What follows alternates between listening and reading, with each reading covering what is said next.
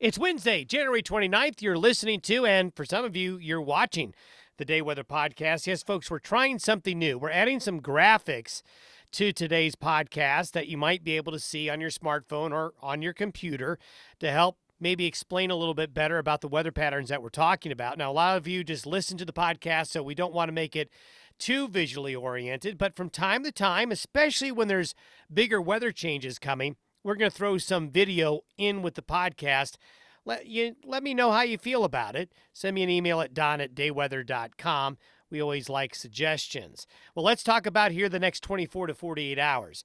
It's really no different. We continue to see waves of moisture come off the Pacific. Another one of those waves is producing snow shower activity right now across the Intermountain West, Wyoming, and the mountains of Colorado and some of the plains.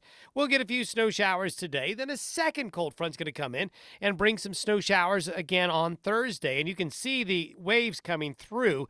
This is what we call the 500 millibar map. This helps show us where the jet stream is. If you follow my cursor here, this is basically showing the waves and the ridges and the troughs.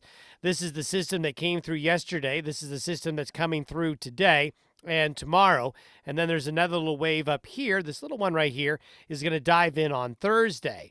These systems are small, not terribly strong, but they'll continue to produce snow in the mountain areas for the next 2 days. Yes, there'll be a few snow showers in the plains, but nothing significant, much like what we've seen. But let's go forward and talk about the weekend. We talked about yesterday that the weekend was going to be quite mild. High pressure was going to build into the Intermountain West. That's because we're going to get warmer air right here out of the desert Southwest. That's going to get pushed northeastward because of this guy right here. This storm coming in off the British Columbia area is diving south and east. And what it will do is push warmer air from Arizona, Nevada, and California into Wyoming, Colorado, and western Nebraska and western South Dakota. We will have areas in the 60s to near 70 out in eastern Colorado on Sunday with 50s and 60s elsewhere. However, the same reason why it's going to be warm is the same reason that low off the west coast of British Columbia coming in is going to bring in colder air once we leave Sunday. And here you can see it. This is by Monday night. Notice the closed circulation. We have two circles of green over the Four Corners area. This is a Four Corners low pressure system, and we know weather watchers here in the west know that when you get a low in the Four Corners, you tend to get interesting weather. That helps bring upslope winds, bring moisture up from the south and the east, and on the backside of the storm system, you bring in colder air. So odds are good, they're looking better, that Monday and Tuesday, stock growers and travelers need to be prepared for winter weather conditions returning after a very mild weekend. We call these types of warm-ups ahead of the storm sucker holes, where you get lulled into a false sense of security. This time of year, when there's a big warm-up, there's usually something coming in behind it. As we take a look at the jet stream 10 days out, I want to show you a couple of things. First of all, the storm system that was rolling through our neck of the woods and will Monday and Tuesday heads to the Midwest and Great Lakes by next Friday. This is a map showing the jet stream by next Friday.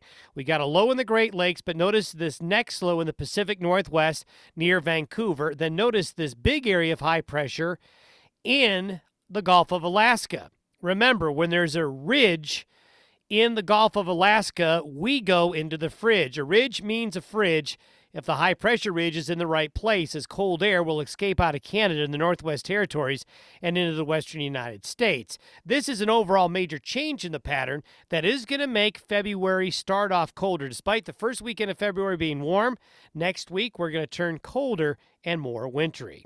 Thanks for listening to the Day Weather Podcast. Before we get to that, though, I want to show you what the snowfall totals could look like if this pattern does develop.